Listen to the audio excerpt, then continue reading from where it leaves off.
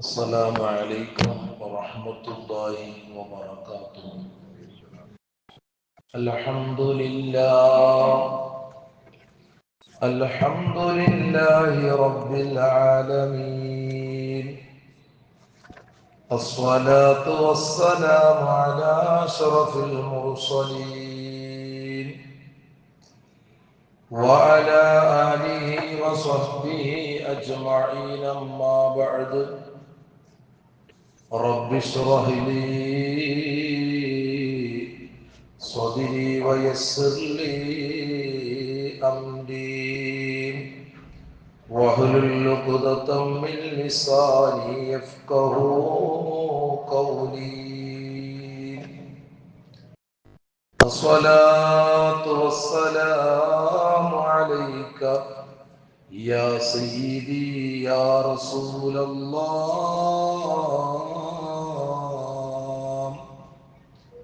خذ بيدي قلت حيلتي، أدركني يا سيدي يا رسول الله.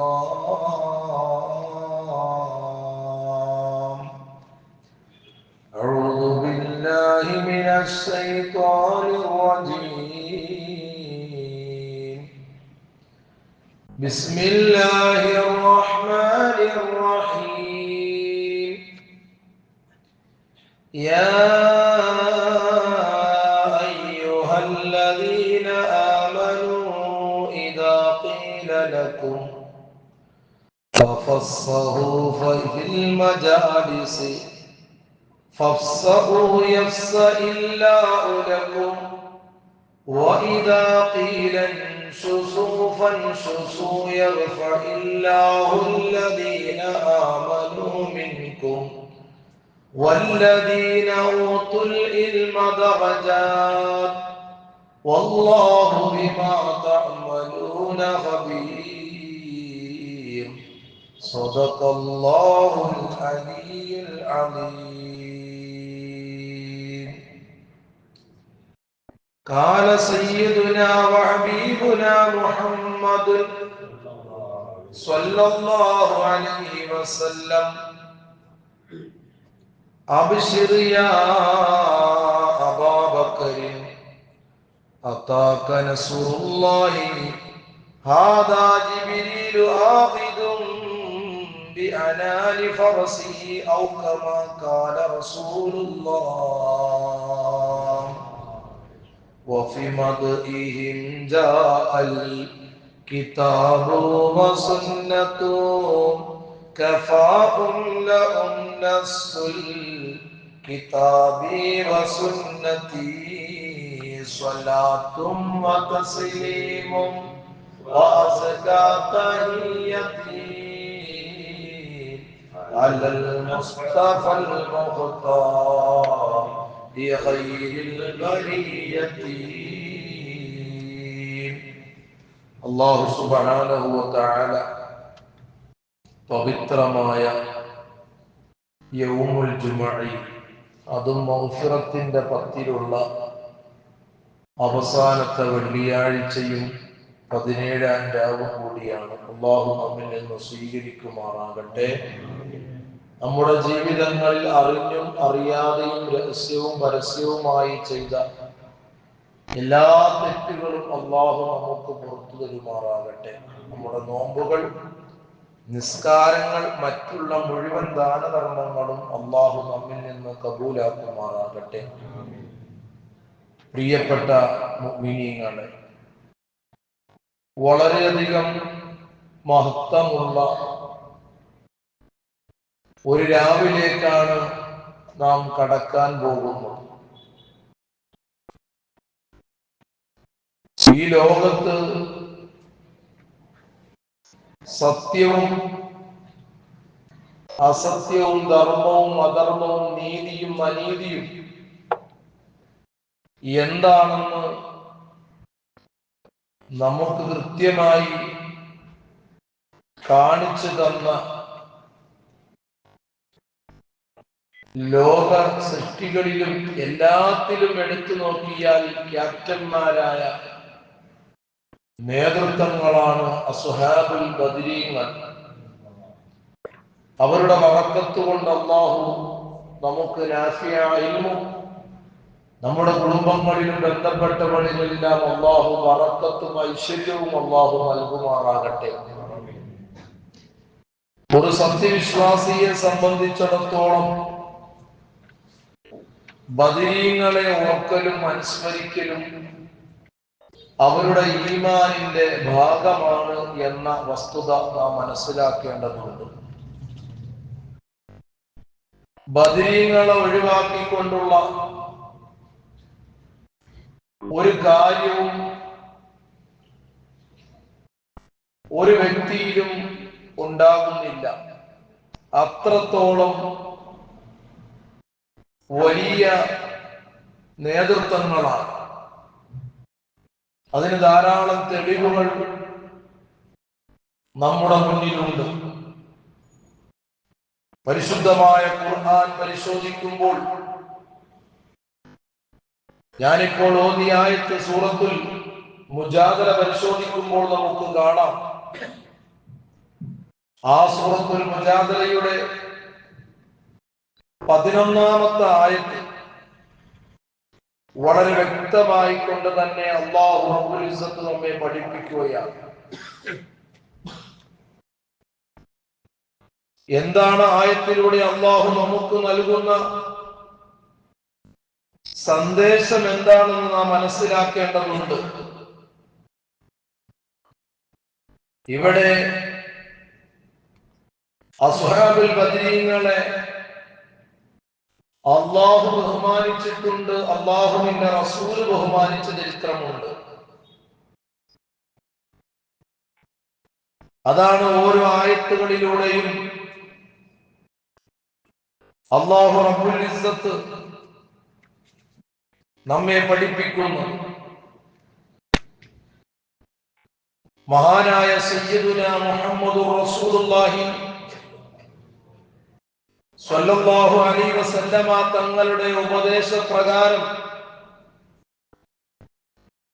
സഫുകൾ കൃത്യമാക്കിയതിനു ശേഷം നബി സല്ലല്ലാഹു അലൈഹി വസല്ലമ തങ്ങൾ സ്വഹാബികൾക്ക് ചില നിർദ്ദേശങ്ങൾ നൽകി. ശത്രുക്കൾ നിങ്ങളുടെ അരികിലേക്ക്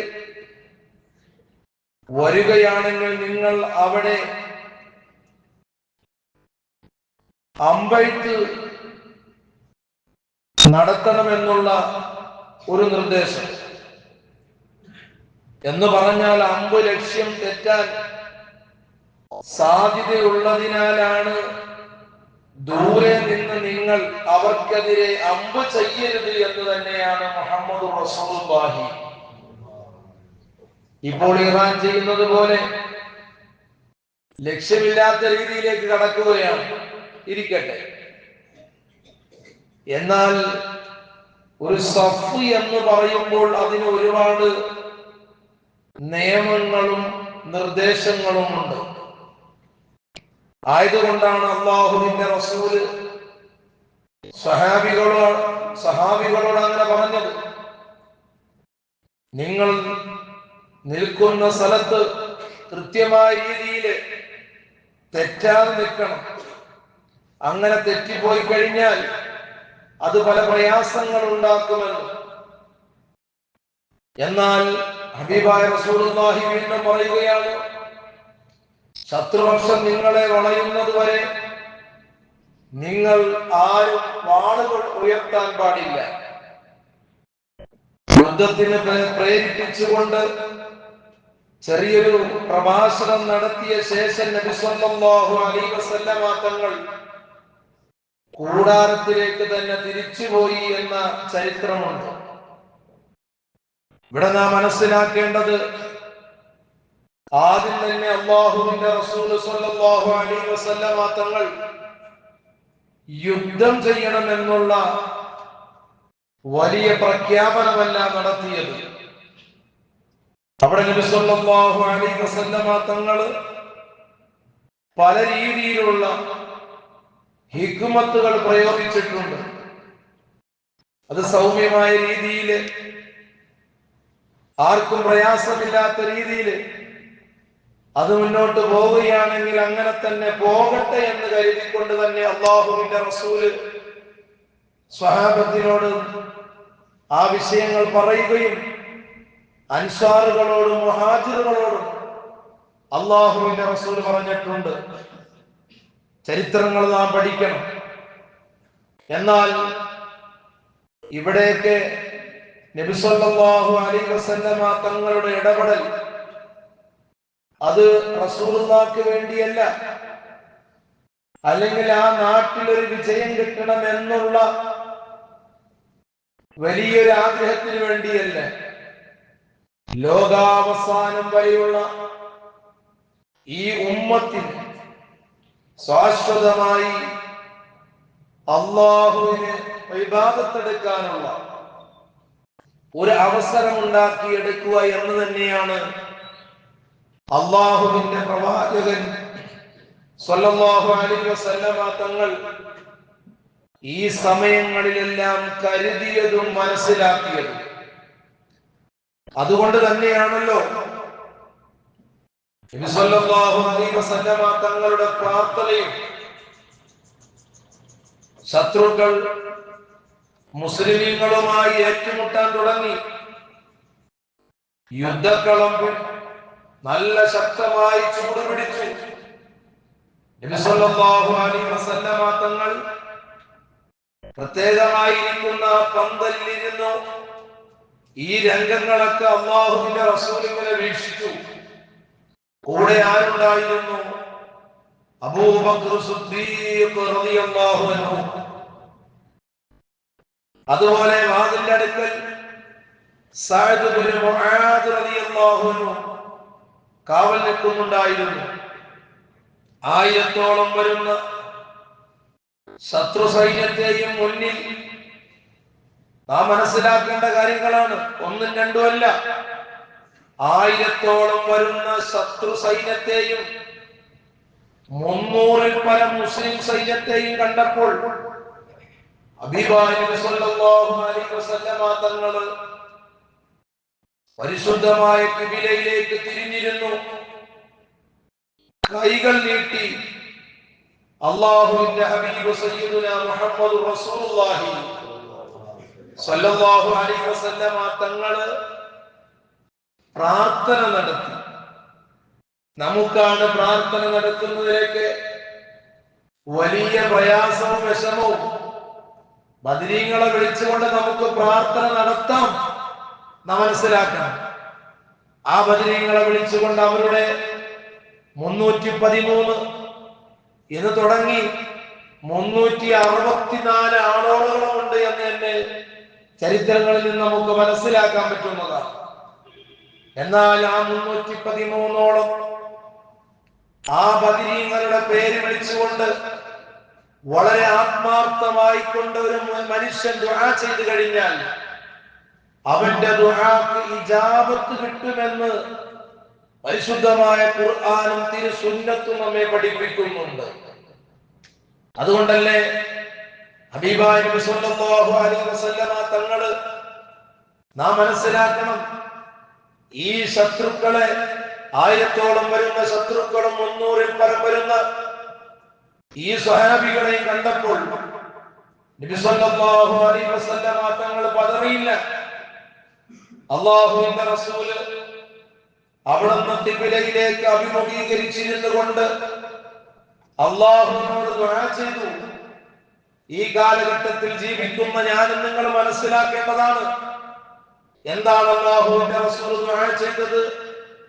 അല്ലാഹുമ്മ അൻജിസ്ലി മാ വഅദ്തനി, അല്ലാഹുമ്മ ആതിനി മാ വഅദ്തനി, അല്ലാഹുമ്മ ഇൻ തുഹ്ലിക ആദിൽ ഇസാബത മിൻ അഹ്ലിൽ ഇസ്ലാമി ലാ തുഖബദ് ഫിൽ അർദ്. നമ്മുടെ നേതാവ് ദുആ ചെയ്തത് എന്താണ് പ്രിയപ്പെട്ടവരെ, നാം മനസ്സിലാക്കണം. അല്ലാഹുമ്മ അൻജിസ്ലി മാ വഅദ്തനി, അല്ലാഹുവേ നീ വാഗ്ദാനം ചെയ്തത് നടപ്പിലാക്കി തന്നാൽ. വേണ്ട എന്നല്ല റസൂലുള്ളാഹി പറഞ്ഞത്. നീ എന്ത് കാര്യം വാഗ്ദാനം ചെയ്തിട്ടുണ്ടോ അത് നടപ്പിലാക്കി തന്നാലും അല്ലാഹുമ്മ ആതിനി മാ വഅതനി, അല്ലാഹുവേ അല്ലാഹുമ്മ ഇൻ തുഹ്ലികു ആദിൽ ഇസാബത മിൻ അഹ്ലിൽ ഇസ്ലാമി ലാ തുഅബദു ഫിൽ അർദ്. ഞാൻ തുടക്കത്തിൽ പറഞ്ഞില്ലേ, ഒരു പ്രവാചകന് മാത്രമല്ല, അത് ആ കാലഘട്ടത്തിൽ ജീവിക്കുന്ന ആളുകൾക്ക് വേണ്ടിയല്ല. ബദറിൽ അല്ലാഹു വിജയം കൊടുത്തതും നബി സല്ലല്ലാഹു അലൈഹി വസല്ലമ തങ്ങൾ അതിനു വേണ്ടി ഇറങ്ങി തിരിച്ചതും, അവിടെ അള്ളാഹുവിന്റെ റസൂല് പറയുകയാണ്, അല്ലാഹുവേ മുസ്ലിമീങ്ങളുടെ ചെറു സംഘത്തെ നീ നശിപ്പിച്ചു കഴിഞ്ഞാൽ ഭൂമിയിൽ ഇനി നിന്നെ ആരാധിക്കപ്പെടുകയില്ല എന്ന്. അല്ലാഹുവിന്റെ റസൂലിന്റെ ദുആ എത്ര അർത്ഥവത്തായ ദുആയാണ് നമ്മൾ മനസ്സിലാക്കണം. ഞങ്ങൾക്ക് ജയിക്കണം, ഞങ്ങൾക്ക് പലതും നടപ്പിലാക്കണം എന്ന് മുഹമ്മദ് റസൂലുള്ളാഹി സ്വല്ലല്ലാഹു അലൈഹി വസല്ലമ തങ്ങള് അവിടുന്ന് പറഞ്ഞില്ല. അവിടുന്ന് റസൂലുള്ളാഹി പറഞ്ഞത് എന്താണ്? അല്ലാഹുമ്മ ഇൻ തുഹ്ലിക് ആദിൽ ഹിസാബത മിൻ അഹ്ലിൽ ഇസ്ലാമി ലാ തുഅബദു ഫിൽ അർദ്. എന്റെ പ്രിയപ്പെട്ട ശബ്ദം കേൾക്കുന്നവരെ, വളരെ ഗൗരവത്തോട് കൂടി നാം മനസ്സിലാക്കേണ്ട വിഷയമാണ്. പരിശുദ്ധമായ റമദാൻ മാത്രം കടന്നു വരുമ്പോൾ പള്ളിയിൽ വന്ന് നിസ്കരിക്കലല്ല. അല്ലാഹുവിന്റെ റസൂൽ അവർ ദുആ ചെയ്തത് എന്താണ്? ലാ തുഅബദു ഫിൽ അർദ്. അല്ലാഹുവേ മുസ്ലിമീങ്ങളുടെ ചെറു സംഘത്തെ നീ നശിപ്പിച്ചു കഴിഞ്ഞാൽ ഭൂമിയിൽ നിന്നെ ആരാധിക്കപ്പെടുകയില്ല എന്ന്. നിന്നെ ആരാധിക്കപ്പെടുകയില്ല എന്ന് അല്ലാഹുവിന്റെ റസൂല് സ്വല്ലല്ലാഹു അലൈഹി വസല്ലമ തങ്ങൾ ദുആക്കുകയാണ്. അവിടുന്ന് ഖിബലക്ക് തിരിഞ്ഞു കൈ ഉയർത്തി നിരന്തരം ഇങ്ങനെ പ്രാർത്ഥിച്ചുകൊണ്ടിരുന്നു. അവിടത്തെ ചുമലിൽ നിന്ന് തട്ടം നിലത്ത് വീണു. അബൂബക്കർ സിദ്ദീഖ് റളിയല്ലാഹു അൻഹു അത് എടുത്ത് ചുമലിൽ തന്നെ വെച്ചു കൊടുത്തു. ശേഷം പറഞ്ഞു, നബിയേ, അങ്ങ് പ്രാർത്ഥിച്ചത് മതി നബിയേ. യാ നബിയല്ലാഹ് കഫാക മുനാശതുക റബ്ബക ഫഇന്നഹു സയൻജിസു ലക മാ വഅദക. നബിയേ, അവിടുന്ന് പ്രാർത്ഥിച്ചത് മതി നബിയേ. തീർച്ചയായും അല്ലാഹു വാഗ്ദാനം നിറവേറ്റുക തന്നെ ചെയ്യുമെന്ന് മഹാനായ സയ്യിദുന അബൂബക്കർ സിദ്ദീഖ് റളിയല്ലാഹു അൻഹു ആരോട് പറയുകയാണ്? അല്ലാഹുവിന്റെ ഹബീബിനോട് പറയുകയാണ്. അപ്പോഴാണ് പരിശുദ്ധമായ ഖുർആനിലെ സൂറത്തുൽ അൻഫാൽ പരിശോധിക്കുമ്പോൾ നമുക്ക് കാണാം ഒരായത്തുണ്ട്, ഇത് തസ്തഗീസൂന റബ്ബക്കും ഫസ്തജാബ ലക്കും അന്നീ മുമിദ്ദുക്കും ബിഅൽഫിൻ മിനൽ മലായികതി മുർദിഫീൻ. സൂറത്തുൽ അൻഫാലിന്റെ 9-ാമത്തെ ആയത്ത്. കെട്ടുകഥകളല്ല, ബദരീങ്ങളുടെ പവർ നമ്മൾ മനസ്സിലാക്കണം. ബദരീങ്ങളുടെ പവർ മനസ്സിലാക്കണം. എന്തായത്തിലൂടെ അല്ലാഹു പറയുന്നത്? നിങ്ങൾ നിങ്ങളുടെ രക്ഷിതാവിനോട് സഹായം തേടിയ സമയം അവൻ നിങ്ങൾക്ക് ഇങ്ങനെ ഉത്തരം ചെയ്തു. എങ്ങനെ? തീർച്ചയായും തുടർച്ചയായി 1000 മലക്കുകളെ അയച്ചുകൊണ്ട് നിങ്ങളെ ഞാൻ സഹായിക്കുന്നതാണ്. മനസ്സിലാക്കേണ്ട കാര്യമാണ്. എത്രയോ യുദ്ധങ്ങൾ നടന്നു, എത്രയോ കാര്യങ്ങൾ നടന്നു. ഇവിടെയൊക്കെ ചരിത്രത്തിന്റെ താളുകൾ മറിച്ചു നോക്കുമ്പോൾ മലക്കുകളെ ഇറക്കിക്കൊണ്ട് സഹായിച്ച ബദറിന്റെ ആ പവിത്രത നമ്മൾ മനസ്സിലാക്കേണ്ടതുണ്ട്. എന്നിട്ടാണ് ബദരീങ്ങൾക്ക് ഒരു പവറില്ല, അവരാരാണ് എന്ന് വരും ചോദിക്കുന്ന ആ സമൂഹത്തോട് നമുക്ക് കൂടാൻ ലജ്ജയില്ല എന്ന് ബുദ്ധിയുള്ള നമ്മൾ മനസ്സിലാക്കണം. അതുകൊണ്ട് പരിശുദ്ധമായ ഇസ്ലാമിന്റെ ഒരു നിയമത്തെ വളച്ചൊടിക്കുന്ന ഒരാളുമായിട്ടുള്ള സുഹബത്ത് നിന്റെ ജീവിതത്തിൽ ബറക്കത്തുണ്ടാക്കുകയില്ല. അത് വളരെ ഇമ്പോർട്ടന്റ് ആയ വിഷയമായി നാം മനസ്സിലാക്കേണ്ടതുണ്ട്. കാരണം ഇങ്ങനെ വന്ന സന്ദർഭത്തിലാണ് സൂറത്തുൽ അൻഫാലിന്റെ ഈ 9-ാമത്തെ ആയത്ത് ഇറങ്ങിയത്. എന്നിട്ട് അള്ളാഹു പറയുകയാണ്, തുടർച്ചയായി 1000 മലക്കുകളെ അയച്ചുകൊണ്ട് നിങ്ങളെ ഞാൻ സഹായിക്കുന്നതാണ് എന്ന് പരിശുദ്ധമായ ഖുർആനിലൂടെ അള്ളാഹു പറഞ്ഞെങ്കിൽ ആരാണ് ബദരീങ്ങൾ? മനസ്സിലാക്കണം. നിസാരക്കാരാണോ? നമ്മുടെ മുൻഗാമികൾ ബദരീങ്ങളെ വിളിക്കും. എന്തെങ്കിലും പ്രയാസങ്ങൾ ഉണ്ടാകുമ്പോൾ, അവർക്ക് എന്തെങ്കിലും വിഷമങ്ങൾ ഉണ്ടാകുമ്പോൾ, ബദരീങ്ങളെ കാക്കണേ. ഒരു കുഴപ്പമില്ല. അത് ഈമാനാണ്. നമുക്ക് ആ ഈമാൻ ഇല്ലാത്തത് കൊണ്ടാണ് ഇന്ന് നമ്മൾ വിഷമത്തിന്റെയും നാശത്തിന്റെയും പല വിഷയങ്ങളുമായി ഇങ്ങനെ ബന്ധപ്പെടുന്നത്. നമ്മൾ ശരിക്കും ചിന്തിക്കേണ്ട കാര്യങ്ങളാണത്. അതുകൊണ്ട് തന്നെ ആരാണ് ബദരീങ്ങളെന്ന് നമ്മൾ മനസ്സിലാക്കണം. ഞാന് പറയുന്നത് പരിശുദ്ധമായ ഖുർആനാണ്, നാം ചിന്തിക്കണം. അതുകൊണ്ട് തന്നെ നാം ഒരിക്കലും ഒരു രീതിയിലും നിസാരപ്പെടുത്തുന്ന ഒരു വാക്ക് പോലും അവരെ കുറിച്ച് പറയാൻ പാടില്ല. അതുപോലെ തന്നെ മഹാനായ സയ്യിദുനാ മുഹമ്മദ് റസൂലുള്ളാഹി സ്വല്ലല്ലാഹു അലൈഹി വസല്ലമ തങ്ങൾ ഇങ്ങനൊരു സദസ്സിലിരിക്കുമ്പോൾ സ്വഹാബത്തൊക്കെ ഇങ്ങനെ ഇരിക്കുന്നുണ്ട്. സ്വഹാബത്തൊക്കെ ഇരിക്കുകയാണ്. അപ്പോൾ നബി സല്ലല്ലാഹു അലൈഹി വസല്ലമ നോക്കുമ്പോൾ കുറെ ബദരീങ്ങൾ, ബദറിൽ പങ്കെടുത്ത കുറെ ശുഹദാക്കൾ ആ സദസ്സിന്റെ പുറത്തു നിൽക്കുകയാണ്. അപ്പോൾ നബി സല്ലല്ലാഹു അലൈഹി വസല്ലമ തങ്ങള് ആ സദസ്സിലിരുന്ന് ഒരു 3-4 സ്വഹാബികളോട് പറഞ്ഞു, നിങ്ങളൊന്ന് എഴുന്നേക്ക്, ആ വന്നവർക്ക് നിന്നുള്ള അവസരം കൊടുക്കാൻ പറഞ്ഞു.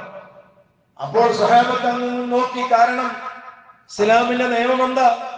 പരിശുദ്ധമായ നിസ്കാരത്തിന് ആദ്യത്തെ സഫില് ചിലപ്പോൾ ഒരു 4-ാം ക്ലാസ്സിലെ വിദ്യാർത്ഥിയായിരിക്കും, അല്ലെങ്കിൽ 3-ലെ കുട്ടിയായിരിക്കും. ഒരു ചെറിയ കുട്ടി വന്ന് സഫിൽ വന്നിരുന്നു കഴിഞ്ഞാൽ ആ കുട്ടിയെ മാറ്റാൻ അധികാരമില്ല.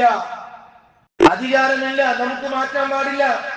സഫിന്റെ വിടവ് കണ്ടപ്പോൾ ആ വിടവിൽ ഒരു കുട്ടി കയറിയിരുന്നു. ചിലപ്പോൾ നമ്മുടെ മുതിർന്ന ആളുകളുടെ പരിപാടി എന്താ? അവരെ പതുക്കെ പിടിച്ച് ബാക്കോട്ട് മാറ്റാൻ ഇസ്ലാമിൽ അനുവാദമില്ല. അങ്ങനത്തെ ഒരു സാഹചര്യത്തിൽ ഇങ്ങനെ നബി സല്ലല്ലാഹു അലൈഹി വസല്ലമ തങ്ങൾ ചെയ്തപ്പോൾ സ്വഹാബത്തിന് ആകെ വല്ലാത്ത ആശങ്കയായിപ്പോയി. എന്നിട്ട് നബി സല്ലല്ലാഹു അലൈഹി വസല്ലമ തങ്ങൾ സ്വഹാബത്തിനോട് പറയാണ്, സ്വഹാബത്തെ, ആ വന്നത് ആരാണെന്ന് അറിയുമോ? അത് ബദറിൽ പങ്കെടുത്ത സ്വഹാബികളാണ്. അവർക്ക് പ്രത്യേകമായ പരിഗണന നമ്മൾ കൊടുക്കണം. ആ സമയത്താണ് സൂറത്തുൽ മുജാദലയുടെ 11-ാമത്തെ ആയത്തിറങ്ങുന്നത്. യാ അയ്യുഹല്ലദീന ആമനൂ, ഓ സത്യവിശ്വാസികളെ, ഇദാ ഖീല ലക്കും, നിങ്ങളോട് പറയപ്പെട്ടാൽ, തഫസ്സഖൂ ഫിൽ മജാലിസി ഫസ്ഫഉ യസ്ഫഇല്ലാഹു ലക്കും, നിങ്ങൾ എന്ത് ചെയ്യണം? സദസ്സിൽ വിശാലത ചെയ്തു കൊള്ളട്ടെ. അങ്ങനെ ചെയ്താൽ അള്ളാഹു നിങ്ങൾക്ക് വിശാലത ചെയ്യുമെന്ന് പറയപ്പെടുന്ന പരിശുദ്ധമായ സൂറത്തുൽ മുജാദലയുടെ 11-ാമത്തെ ആയത്തിറങ്ങുകയാണ്. റസൂലുള്ളാഹി എന്തെങ്കിലും പറഞ്ഞു കഴിഞ്ഞാല് നമ്മൾ മനസ്സിലാക്കണം, മുത്തുനബിയെ അള്ളാഹു ഒരിക്കലും ഒരു ചോദിച്ചില്ലാക്കൂല, വേദനിപ്പിക്കൂല. സാധാരണക്കാരെ നമ്മുടെ മനസ്സിൽ തോന്നൂലേ, നിയമത്തിനെതിരല്ല ചെയ്തത് എന്ന്. അപ്പോൾ അതുകൊണ്ട് നബി സല്ലല്ലാഹു അലൈഹി വസല്ലമ തങ്ങൾക്ക് അള്ളാഹു ഉടൻ തന്നെ ഇറക്കി കൊടുക്കാണ് ഈ ആയത്ത്. സൂറത്തുൽ മുജാദല എടുത്തു നോക്കിക്കോ, 11-ാമത്തെ ആയത്ത്. അല്ലാഹു പറയാണ്, ഇദാ ഖീല ലക്കും, നിങ്ങളോട് പറയപ്പെട്ടാൽ, തഫസ്സഉ ഫിൽ മജാലിസ്, സദസ്സുകളിൽ നിങ്ങൾ വിശാലത ചെയ്തു കൊടുക്കണം. അതുകൊണ്ടാണ് ഇപ്പോൾ നമ്മൾ എന്ത് ചെയ്യുന്നത്? ഏതെങ്കിലുമൊക്കെ കാരണവന്മാർ വരുമ്പോൾ, ഒരു സദസ്സിലേക്ക് കടന്നു വരുമ്പോൾ നമ്മൾ എന്ത് ചെയ്യുന്നു? പതുക്കെ അവർക്ക് വേണ്ടി സ്ഥലങ്ങൾ ഒഴിവാക്കി കൊടുക്കുന്നു. അല്ലെങ്കിൽ നമ്മുടെ ഉപ്പ പറയുന്നു, ഓനൊന്ന് എഴുന്നേറ്റ് കൊടുക്ക്, ഉസ്താദിരിക്കട്ടെ, അല്ലെങ്കിൽ വല്യപ്പയിരിക്കട്ടെ എന്ന് പറയുന്നത് എന്താണ്? ഈ ഒരൊറ്റ ആയത്തിന്റെ തെളിവാണ്. മനസ്സിലാക്കണം നമ്മൾ. ഇസ്ലാം കെട്ടുകഥകളല്ല. ഇസ്ലാമിന് പാരമ്പര്യമുണ്ട്, ഇസ്ലാമിന് അടിത്തറയുണ്ട്. ഏതൊക്കെ ശക്തികൾ ഏതൊക്കെ പല കാലങ്ങളിലായി ഇസ്ലാമിനെ നശിപ്പിക്കാൻ നോക്കിയിട്ട് ഇസ്ലാം വല്ല നശിക്കുന്നുണ്ടോ? ഇല്ല. ആ ഇസ്ലാമിന്റെ വാക്താക്കളാണ് നശിപ്പിക്കാൻ നോക്കുന്നത്. അതാണ് മറ്റൊരു വിഷമമുള്ള കാര്യം. കാരണം നമ്മുടെ ഇബാദത്തുകളൊക്കെ എടുത്തു നോക്കുമ്പോൾ ഞാൻ അതിലേക്ക് കടക്കുന്നില്ല. നമ്മൾക്കെല്ലാം നിസ്സാരപ്പെടുത്തുന്ന ഒരു രീതിയാണ്. അല്ലാഹു താക്കുമാറാകട്ടെ.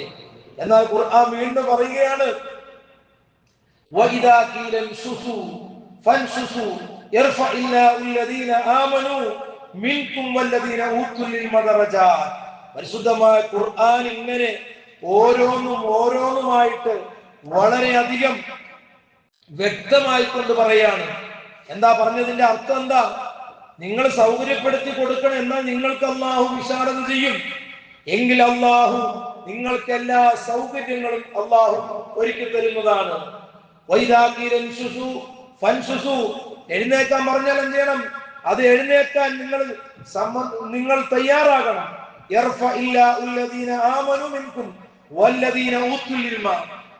പരിശുദ്ധമായ ഇൽമ കൊടുക്കപ്പെട്ടവരും അതുപോലെ നിങ്ങൾ നിന്ന് വിശ്വസിച്ചതായ ആളുകൾക്ക് അല്ലാഹു ഉന്നതമായ ദറജ അല്ലാഹു കൊടുക്കുന്നതാണ്. ആ ദറജ കൊടുക്കപ്പെട്ടവർ തന്നെയാണ് ആര്? ബദരീങ്ങൾ എന്ന് പറയുന്നത്. വെറുതെ അല്ല ബദരീങ്ങൾക്ക് അല്ലാഹു പവർ കൊടുത്തത്. വല്ലാഹു ബിമാ തഅമലൂന ഖബീർ. നിങ്ങൾ പ്രവർത്തിക്കുന്നതിനെ പറ്റി അല്ലാഹു സൂക്ഷ്മമായി അറിയുന്നവനാണ്. ഇതാണ് മുത്തുനബി സല്ലല്ലാഹു അലൈഹി വസല്ലമ തങ്ങൾ കാണിച്ചു തന്ന മാതൃക. അതാണ് ബദരീങ്ങള്. അതുപോലെ തന്നെ സൂറത്തുൽ അൻഫാലിൽ അല്ലാഹു പറയുന്നില്ലേ, ഇത് യുഅശീകുമുൻ നുആസ അമനത്തൻ മിൻഹു വയുനസ്സിലു അലൈക്കും മിനസ് സമാഇ മാഅൻ ലിയുതഹിറകും ബിഹി വയുദ്ഹിബ അൻകുമുർ റിജ്സ ശൈത്വാൻ വലി യർബിത അലാ ഖുലൂബിക്കും വയുസബ്ബിത ബിഹിൽ അഖ്ദാം. നമ്മുടെ മുന്നിൽ സമയം കുറവാണ്, നാം മനസ്സിലാക്കേണ്ട കാര്യങ്ങളാണ്. എന്റെ പ്രിയപ്പെട്ടവർ, സൂറത്തുൽ അൻഫാലിൽ അല്ലാഹു ബഹുമാനിച്ചതാണ്. അല്ലാഹു ബദരീങ്ങളെ ബഹുമാനിച്ചതാണ്. ആ ബഹുമാനമാണല്ലോ വെള്ളങ്ങൾ പോലും തടഞ്ഞു നിർത്തിയ സമയത്ത് അല്ലാഹു റബ്ബുൽ ഇസ്സത്ത് ആർക്ക് വെള്ളം കൊടുത്തു? ബദറിൽ പങ്കെടുത്തവർക്ക് വെള്ളം കൊടുത്ത ചരിത്രമുണ്ട്. അതാണ് ആകാശത്ത് നിന്ന് ആകാശത്ത് നിന്ന് അല്ലാഹു അവരിലേക്ക് വെള്ളത്തിറക്കി അവരെ ശുദ്ധീകരിക്കാൻ വേണ്ടിയാണ്.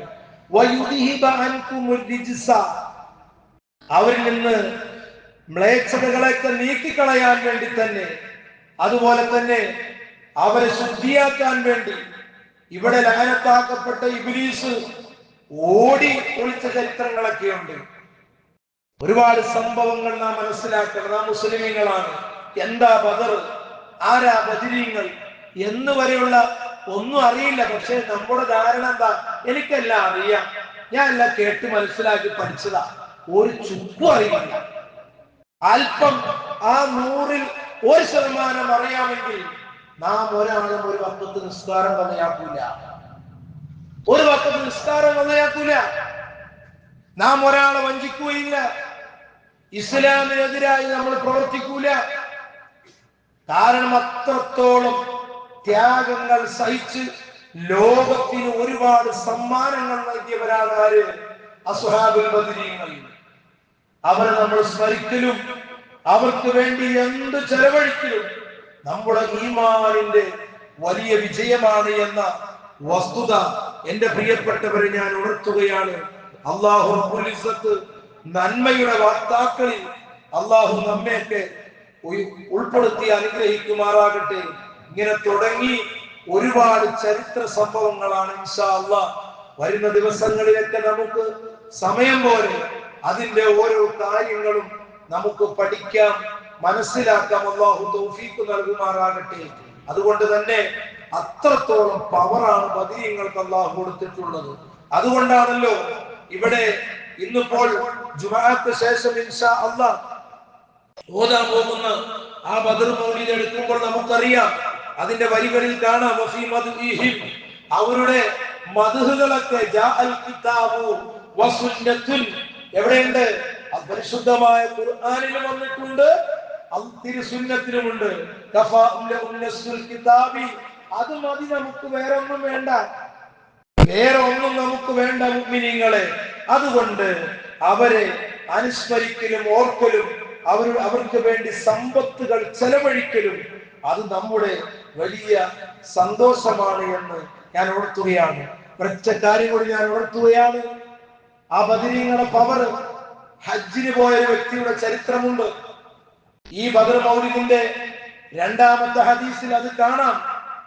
അതിൽ അദ്ദേഹം ഹജ്ജിന് പോകുന്ന സമയത്ത് അദ്ദേഹം കാവൽക്കാരനായിട്ട് നിർത്തിയത് ആരാണ്? അദ്ദേഹത്തിന്റെ വീടിന്റെ മുൻഭാഗത്ത് ഒരു പ്രത്യേകമായി ഒരു പേപ്പറിൽ എഴുതി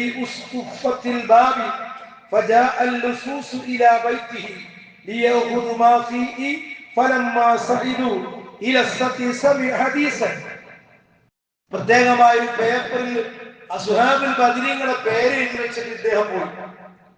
അങ്ങനെ വലിയ കൊള്ളത്തലവൻ, ഒരു കൊള്ളക്കാരുടെ തലവൻ വന്നുകൊണ്ട് ആ വീടിൽ നിന്ന് സമ്പത്തുകളും അതുപോലെ കവർച്ച നടത്താൻ വന്നപ്പോൾ ആ വീട്ടിൽ നിന്ന് ഹദീസൻ പ്രത്യേകമായ പ്രകമ്പനങ്ങളും ഒച്ചകളൊക്കെ വന്നു. അദ്ദേഹം വീണ്ടും മടങ്ങിപ്പോയി. വീണ്ടും അദ്ദേഹം 2ാമത്തെ ദിവസം വരികയാണ്. 3ാമത്തെ ദിവസം വരുമ്പോൾ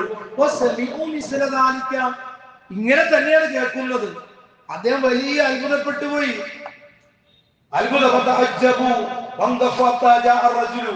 ആ മനുഷ്യൻ വരുന്നത് വരെ അദ്ദേഹം വെയിറ്റ് ചെയ്തു. ഹജ്ജ് കഴിഞ്ഞ് അദ്ദേഹം വന്നു. അപ്പോൾ ആ കൊള്ളത്തലവനായ ആള്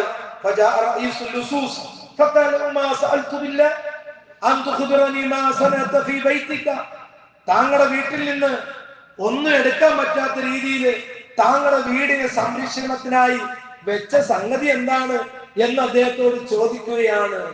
അപ്പോൾ ഈ ഹാജി പറയുകയാണ്,